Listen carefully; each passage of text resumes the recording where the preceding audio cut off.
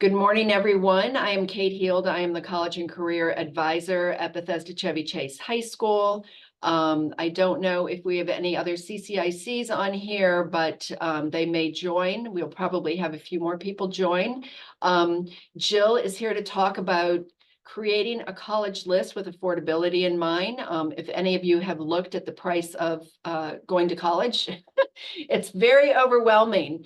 So we're trying to help you get some tools to figure out how you're going to pay for your next step after high school. So I'm going to turn this over to Jill. She can introduce herself, and thank you all for being here. All right. Thank you so much. And thank you to Ms. Heald for inviting me here today. So my name is Jill Simmons. I'm the Director of School Support at a local nonprofit organization called Collegiate Directions. We've been in the area for about 20 years, and I've been at CDI for almost 6 years. But just so you know who's talking to you about this today, before this, I spent time on the high school side working with students as an English teacher in this process, and then worked in higher education, including some time in financial aid offices. And I really like talking to students and families about thinking through the college process, and particularly about affordability and how students pay for that, since that's such a huge factor in most students' decisions. This is a Zoom meeting today, not a webinar, so you can ask questions and I'll pause throughout. If you can keep your microphone muted, unless you're asking a question, that will be helpful. And then I'll be available also at the end of this if you have, specific questions. And I believe Ms. Heald put in the chat, I'm sorry, Ms. Heald will share out with everybody after this some of the links that I share today, or some of the things that we look at today. So you don't have to get everything as I'm saying it. She'll send she can share the resources with you after we're finished today. So the goal of today's session is to talk really, really briefly just about the different sources of financial aid and how it's available for students to pay for college, so that you can figure out how you can estimate costs and um, you know, as you build your list, and then to talk through, a list that has really some financially viable options for you as you get ready for application season. So I'm going to kind of start at the end to frame our conversation today.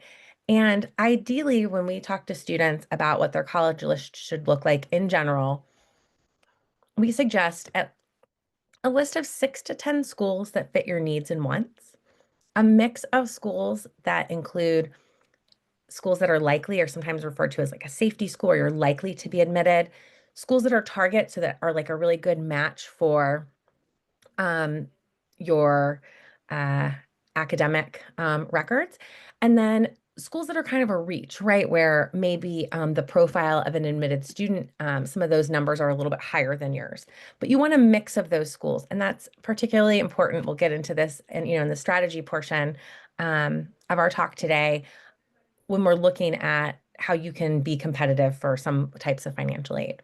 We also want students to include a mix of public and private schools, including some that are financially generous, or ones that give lots of scholarship money away. And the reason that this balanced list is really important is just because you want to have, ideally in the spring of your senior year, several good options, right? Or lots of good options that you can choose from, and you can figure out what's going to be really the best fit for you, particularly today in the case of your financial fit. So also just really quickly, just to kind of set the stage for this conversation, we talk a lot about match and fit when we talk about developing college lists in general. You probably have heard this before from your counselor or CCIC at your high school. But when we talk about match, generally we're talking about how well students match the profile of an admitted student. So it's very focused on numbers, things like your transcript, the number of AP classes you took, what your ACT or SAT scores are, what your GPA is.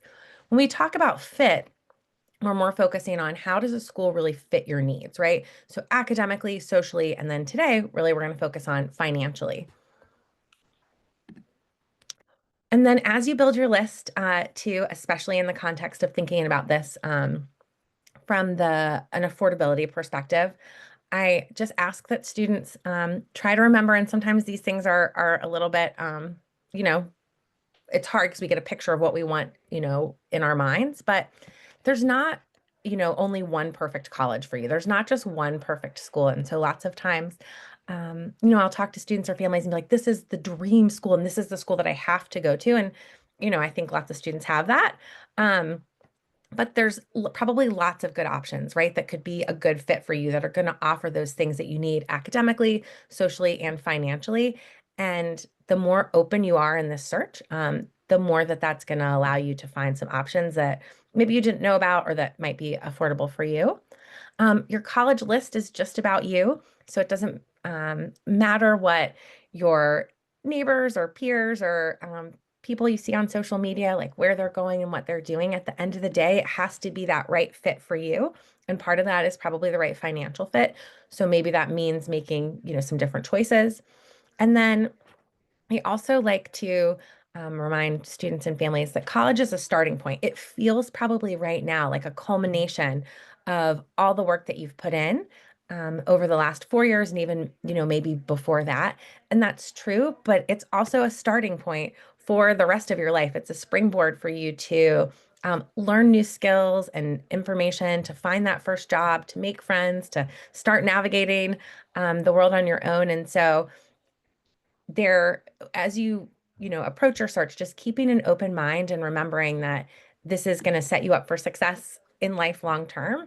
And part of that is finding an option potentially that doesn't put you in a lot of debt or that is affordable so you can focus on studying and not be worried about paying for school. Okay. So then another thing that we're going to talk about now quickly is just some of the sources of financial aid. Because as you're doing research for colleges and building this list, it's important that you understand how financial aid works at different schools so you can really figure out what it is that you're going to be paying for and what how you might cover some of those costs. So when we talk about financial aid, one of the ways that we can think about it is that there's two types. There's merit-based aid, then that's money that's given based on a student's achievements or actions, right? So that's you have a 3.5 GPA and you have a 1250 on the SAT, right? That's aid that's given to you for merit. Sometimes there are other types of merit aid that's awarded, like for community service, or maybe you do an art portfolio for a school if you have an athletic scholarship. All of that is considered merit-based aid. There's also financial aid that's based on need. So that means how much money your family does or does not have, and that's determined by financial aid applications, to pay for school. So if you are a student who on paper looks like you don't have a lot of financial need, right? As you do your college search, you're probably going to focus on schools that offer merit aid. If you are a student whose family does not have funds to help you pay for college, then you might focus on need-based aid. Some schools offer only one type of aid. Some schools offer a mix of these two types, and typically you can combine, right, merit and need-based aid. But it's really, as we look at some financial aid websites today, I just want everyone to understand what these two types of aid are, and then how you can be strategic in looking for those based on your family's financial situation. The other thing that we want to know about as we're understanding the costs associated with different schools is that we can also think about financial aid in terms of money that has to get paid back, right? And that's in the form of loans, whether that's for students or parents, and aid that is not repaid. And when we're looking at affordable options, ideally, we're looking at options that don't require students to borrow money. So we want scholarships, grants, work studies, a federal program, jobs on campus, right? We want students to find financial aid that is like gift aid for you might hear it talked about as that too. So money that you don't have to pay back when you graduate from college. And then sources of financial aid. So we can get money from all different places, right? And you've probably heard of the FAFSA, and that's federal student aid. There's state financial aid in Maryland. So that's another great option. But institutional aid is what we're really going to talk about today when you're building your list with affordability in mind. because we're going to look at the money that colleges and universities will potentially give you, or what their kind of cost of attendance is in general. So when we're thinking about money that comes from colleges, this is money that's, offered by the school itself. Typically, this money, um, is either merit-based or need-based. And oftentimes it requires that you fill out some kind of application. Sometimes that's just the FAFSA or the CSS. Sometimes schools have additional applications that they require too. Sometimes the scholarships are, every student's considered for a scholarship, and sometimes there are certain programs that you have to apply into. But that's what we're going to focus on, is learning more about that today. Okay, I'm going to pause here before I go to the next section. Any questions? Let me check the chat. Okay. So we're going to now talk about how you can figure out the cost of school. So one way to understand how much schools charge, kind of what the sticker price is, you might hear it referred to sometimes, is to look at the cost of attendance. And every college is going to have information about the cost of attendance on their school's website. Cost of attendance is estimated because it includes some things that are direct costs like tuition, fees, room and board, but it also includes things that are indirect, right? So things that wouldn't appear on your bill, things like books and transportation. And so a good starting point as you're thinking about affordability is to look at the cost of attendance at schools. Some schools are going to have a lower cost of attendance than others, right? Particularly when we look at public in-state institutions for the state of Maryland. And then other schools are going to have a higher cost of attendance. But you shouldn't automatically be discouraged by that. And we'll talk a little bit more about kind of net price in general. But this cost of attendance is just an estimate, and your actual cost of attendance gets included on your financial aid award letter, after you're accepted to the school. So I'm just going to show you quickly. Let me pause my sharing for a second. I'm going to show you quickly the examples of cost of attendance at different universities. So I pulled up, I think, Bowie State here, and you can see that it breaks down the cost of attendance per year for 2025 and 2026. So this is the year that's about to start. And it includes things like tuitions, activity fees, the student center fees, all of that information. And this is, based on a full-time student. Let me go, here's the University of Maryland page. And it also talks, this is for 2024 and 2025.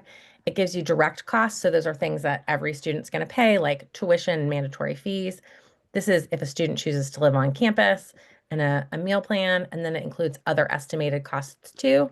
They also show you an off-campus cost of attendance, maybe what it would cost if you lived with parents. So that's going to be one thing that you look at when you go to a school's website and you're trying to, figure out the costs of college.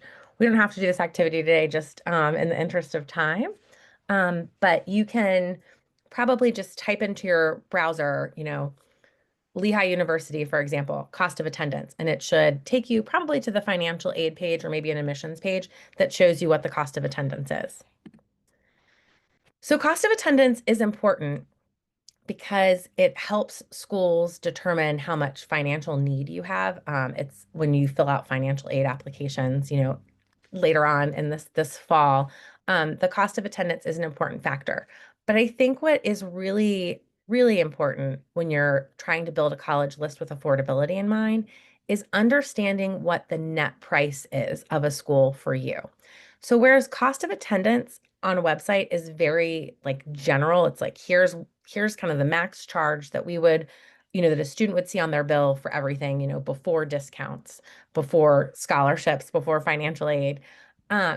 net price is going to be more individualized, and that is going to show you likely what you would pay, what the cost would really be for you or for your student when you go to a school. So net price considers things like the grants and the scholarships you'd be likely to earn if you went to that school or be awarded if you went to that school. And it might also consider things like federal loans and work study, other kinds of aid. So the way that a net price that you can figure out the net price is to use something called a net price calculator. And there's one available for every college. I'm going to show you kind of how they work. We'll navigate to one in just a minute. But what the net price calculator tool does is it allows you to input information based on your family's circumstances.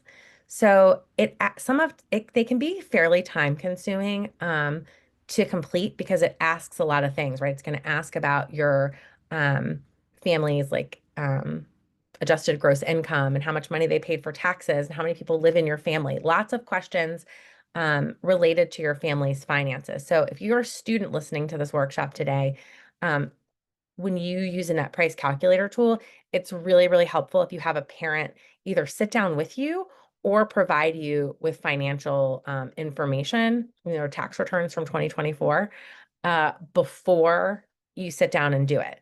Because the better the information that you put into a net price calculator tool, the more specific and correct it is, the better estimate that you're going to get out about what you actually pay for. Net price calculator tools aren't a guarantee of aid. They're just an estimate, and that's still going to require you to complete, financial aid forms. You're not doing anything.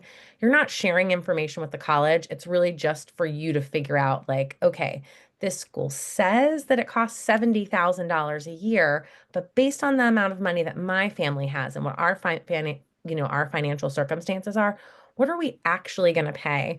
And as I was preparing for this workshop today, I was reading something yesterday that looked at it was a statistic shared about the 23-24 school year. And it talked about, particularly at private nonprofit universities, that the average discount is really, or the average amount of, the net price that students pay is probably closer to like, half of that of what's listed online. And so that's why I say it's good to know the cost of attendance for a school, but don't be scared away by one that looks really high. You're going to use net price calculator tools to figure out what you might actually pay, what your family might do. So I'm going to take you to this example right here. Let me share it with you.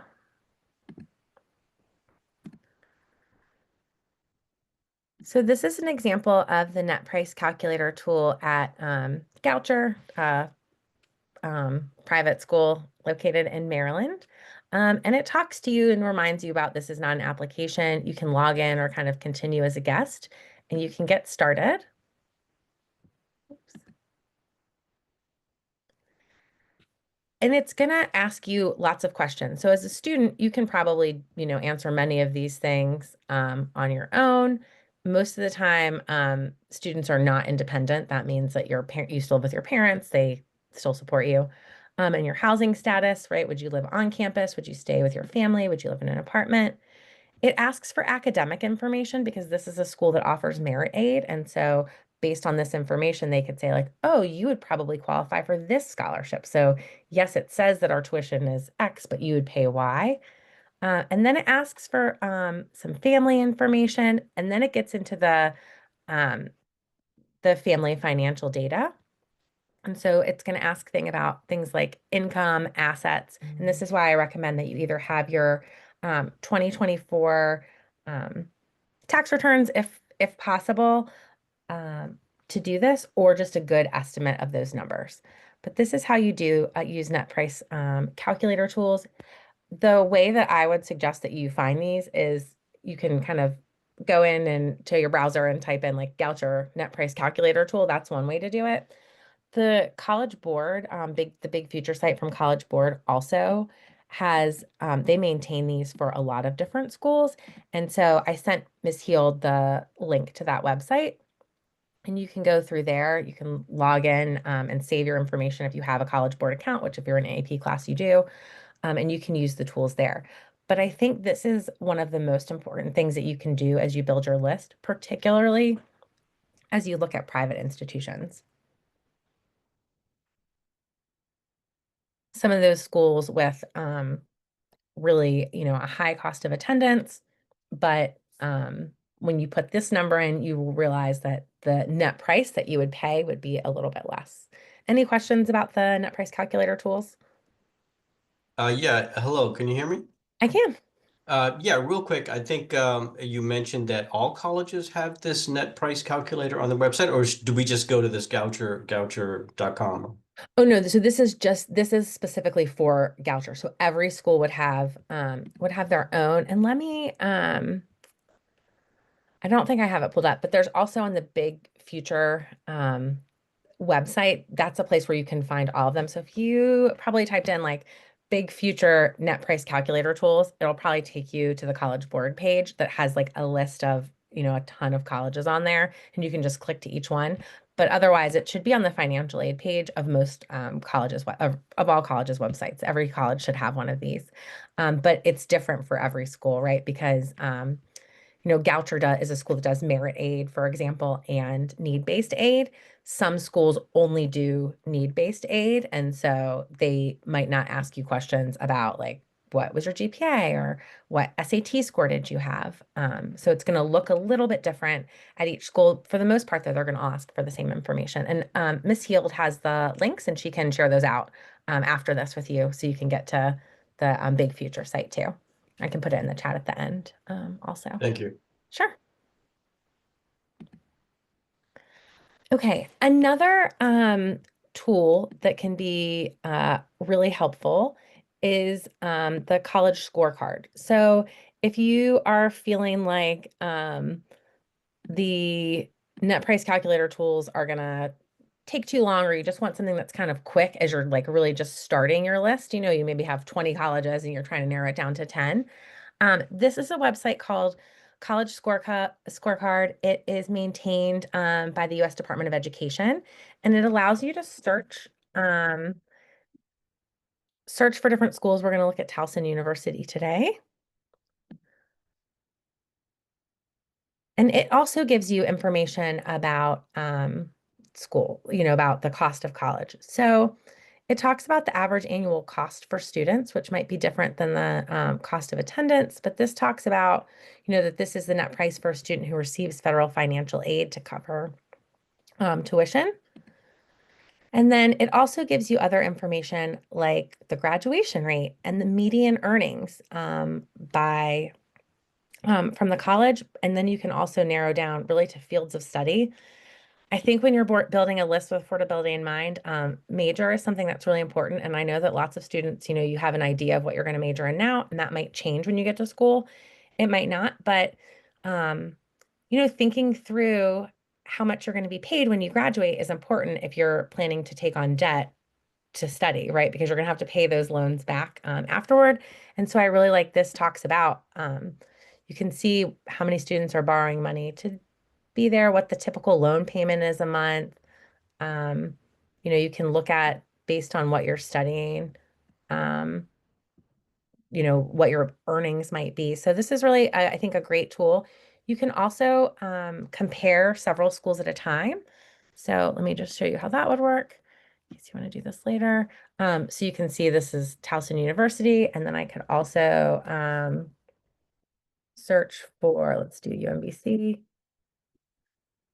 And I could click this, and then now it's going to compare four different, you can compare four colleges, and it'll pull up and kind of show you things together so you can kind of look at things kind of side by side.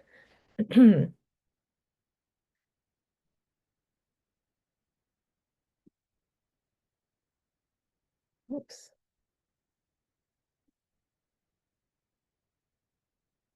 Okay. So that's the net price calculator tool. Before I go on to my next thing, any questions about that? I mean, sorry, that's the college scorecard tool. Okay, then I think the last The last place or another place, I won't say has to be the exact last place, but another place that's really helpful to look at um, is the financial aid page of a college that you're interested in. So the net price calculator tool helps you, hone in. The college scorecard helps you kind of compare and look at other things that are important in figuring out affordability, right? Like what could you expect to earn when you graduate and how much, are people generally borrowing and, how would you kind of fit into that? But looking at the financial aid pages of colleges is going to be super important because this is going to help you again in your strategy, right? For does the school do merit aid? Does the school do need-based aid? Do they offer a combination of both? And then this is also going to give you specific information about deadlines. So, for example, if you want to be considered for merit scholarships, do you need to apply by early action deadlines? If you, there are certain scholarships that are linked to academic programs, right? Do you need to provide another essay or application, a portfolio for those? And so getting familiar with the financial aid page, and I just picked Johns Hopkins. I try to just kind of skip around to different Maryland schools in these presentations. Um, gives you, different links. So you can estimate, this is like a net price, helps you estimate the cost there. I like that this one has, common financial aid questions.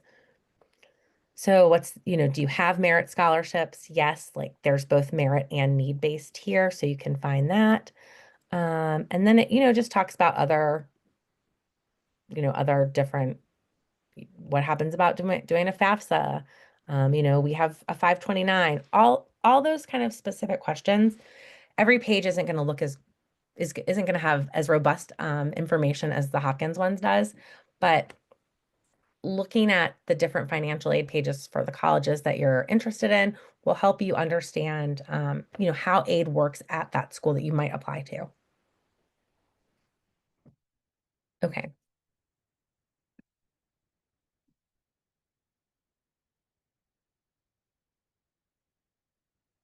All right.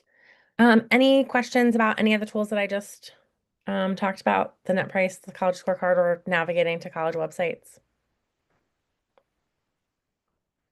All right, so then now kind of getting into the strategy about how you put together a list with affordable options. So I think the first thing, and I alluded to this at the beginning, is just to really keep an open mind. You want to think about lots of schools, not just the big name ones that you know or that are really popular. And as you're, but ones that maybe are a little bit less well known, think this doesn't mean that you shouldn't apply to some of those big name ones or that those might not be good financial options for you. But think about, what is it about each school that you really like, and what, other school might have similar academic programs or locations or, what else might be important to you. And really think about the value that you're going to get from that degree. So, what kind of internships does the school offer? Is there, can you do undergraduate research, study abroad, whatever kind of programs that you're interested in? Just really keep an open mind about what it is that you need to be successful as a student to find schools you may not have considered. Next, and I talked about this at the beginning, is you need a diverse list of school. So you definitely want to include public in-state universities in the state of Maryland. One, that's because you're going to have in-state tuition if you're a Maryland resident. And so that's going to help you have a more affordable option from the very, very start. The second reason is that there in the state of Maryland is state financial aid programs, there are scholarships and grants that students might be eligible for based on need and sometimes based on merit too. Um, so you'll be able to apply for some of those programs if you go to public in-state schools or private in-state schools, right? So there's money for both if you stay in the state of Maryland. And that's why the second, your college list ideally will include some private institutions, both in our state, and then it could be outside of the state too. And then again, that mix of likely target and reach schools. You also want to consider schools that meet full need. And one of the links that I shared, and I'll pull this up. One of the links that I shared with Ms. Heald, and she can give to you is this list on Appley. Other websites maintain this too, but this is a list of schools that are very financially generous. Now, you're going to see that many of these are also extremely competitive. So these are for students who have really, really excellent transcripts and have been, have done a really exceptional job in high school, right? Like here's Johns Hopkins that we just looked at, Princeton, Rice, lots of very highly selective institutions. But if that might, if you might be, those might be on your list, then these could be great, and not all of them. This is not all Ivy League schools. So definitely check this out and see if there might be one that could be added to your list. You also want to look at schools that offer generous institutional aid. And so this is really comes into play when you have kind of your big list of schools that are really meeting your academic and social kind of fit needs, and then you're trying to narrow it down. This is where using things like the net price calculator tool, researching the financial aid page on the college's website is going to help you figure out where you maybe could get a lot of money based on whether you're going to be a family who or a student who applies for merit aid or need-based aid, or both. I think you also have to be really strategic about the schools that you put on the target and likely part of your list, particularly if they offer merit aid, right?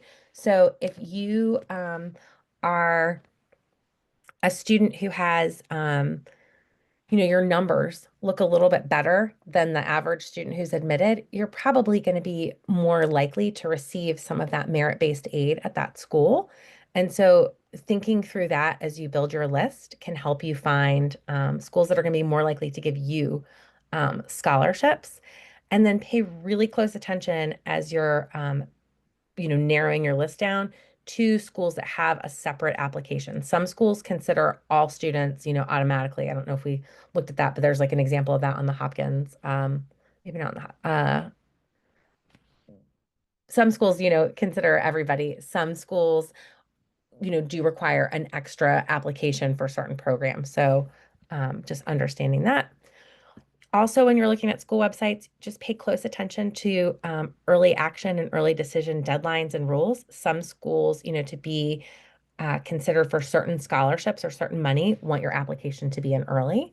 And so you want to submit both the application to the school and any scholarship applications, plus any financial aid applications on time, right? More likely that you're going to, if you, are eligible for need-based aid, for example, or merit-based aid, the earlier you get your applications in and you've been accepted, they can start awarding that money. Whereas if you wait till later in the process, more money is going to have been awarded. Affordability is a huge part, but we don't want students to put a school on your list that isn't, going to help you achieve your academic goals, or where socially it's not going to be conducive to you being successful in schools. And I also think as you do this process, you should talk with your family about paying for college. Like, how are you going to pay for school?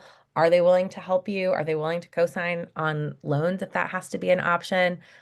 Understanding that now is really important. I think one of the most challenging parts of this process is students who don't think about the paying for the school up front, and they apply, and then they have all these acceptances in March and April. But if there's not an option that's a good financial fit, and students and parents haven't had sometimes these difficult conversations in the beginning, it feels much more stressful at the end when you have less time to make a decision.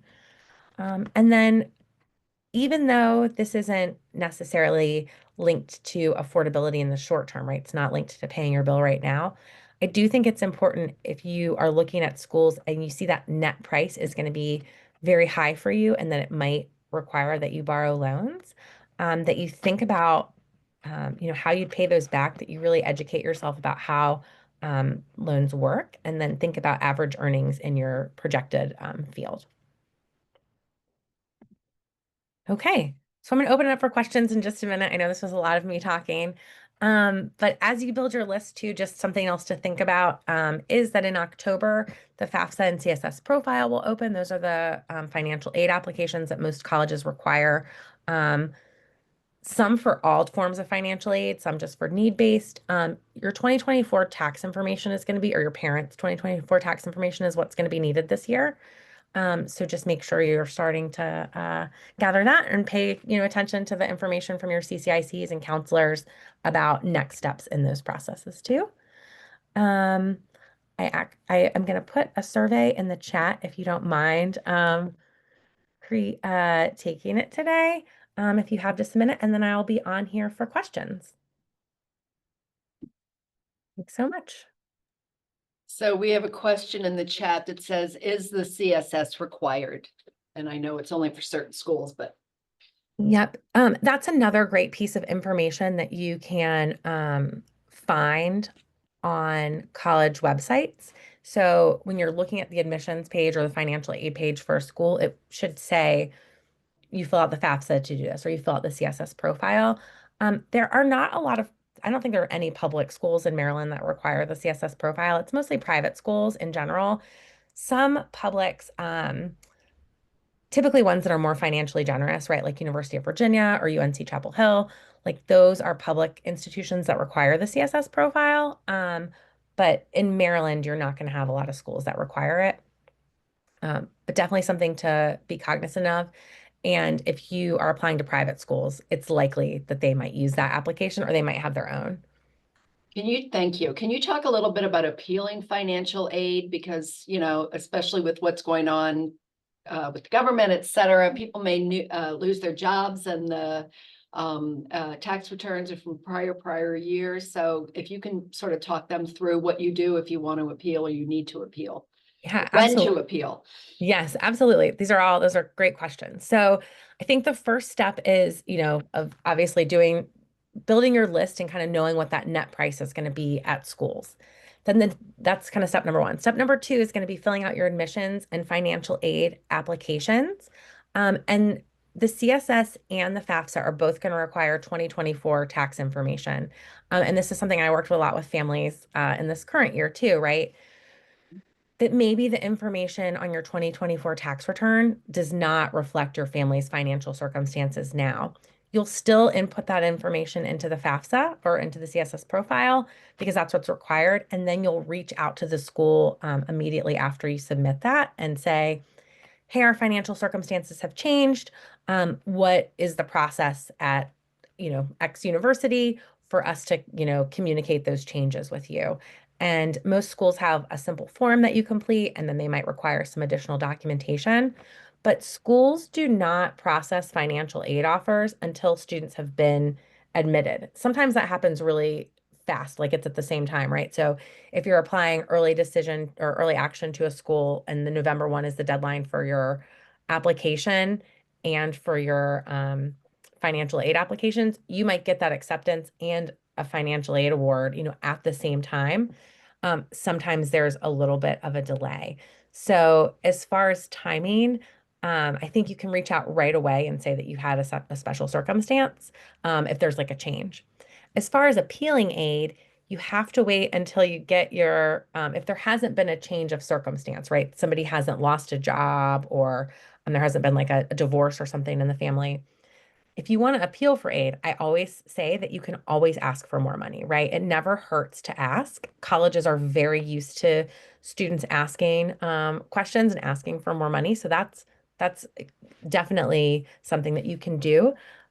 But it makes sense to wait until you see that offer in front of you before you ask for more money, because that way you can frame that ask in a way that makes sense. And you can also compare offers, not that you're going to, put schools against one another, but I would not suggest doing that. But so that you can really kind of think through your options. Ideally, you're going to have more than one offer, and then you can say, hey, I'm going to need X amount of money to do this. And there are lots of forms online. I think Going Mary has one. There are lots of companies that have free templates for students that explain, how you format that letter, that you thank the school, say why you're interested, and then kind of ask for what you need.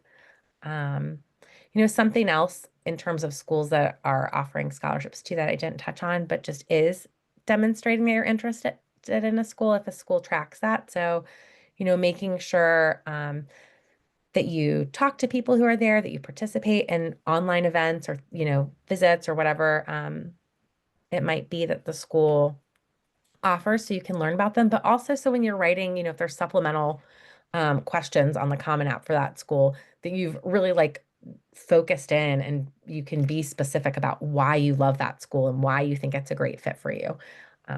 Even if you're applying to 7 schools, you don't have to do it for 7 schools, but just to show that you really want to be there.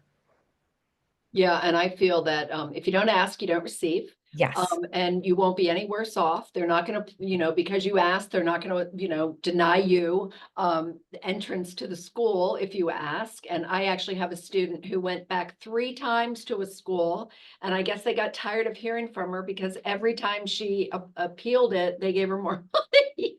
So that's not always going to happen, but it did in her case. So, if, like I said, if you don't ask, you don't receive. Absolutely. And I would say one thing to add to that is, public state institutions are probably going to have less flexibility in being able to ask for additional aid. But really, when you're looking at those private schools in Maryland and out of the state, that's when you're going to get some more flexibility, which is why you have to understand that net price, because that's probably going to be like where you start from. Yes, for sure. Do we have any other questions? Session, okay, yes, that's right. Ms. Simmons will be presenting financial information sessions virtually throughout the fall. So we are very, very lucky in that we have this wonderful partnership. And she does do, she is working directly with a few schools in the county, but does these presentations that are open to everybody. The beauty of Zoom. And when we do these financial aid workshops that I highly encourage you to attend, they are open to all 25 high schools. So please look for those schedules. I haven't scheduled mine yet, but we will be doing that. Hopefully the FAFSA will open on time on October 1st. That's the plan. That's what they're saying. So we're going to go with that. So are there any other questions? Yeah, how do we get a copy of this presentation? It will be added. Did you find this on the summer workshop schedule? Yes. Okay, so right next to where it has the Zoom link, as soon as I download it from the cloud. So within an hour, it will be on there. It'll say recording in the next column over. Thank you. You're welcome. Anybody else?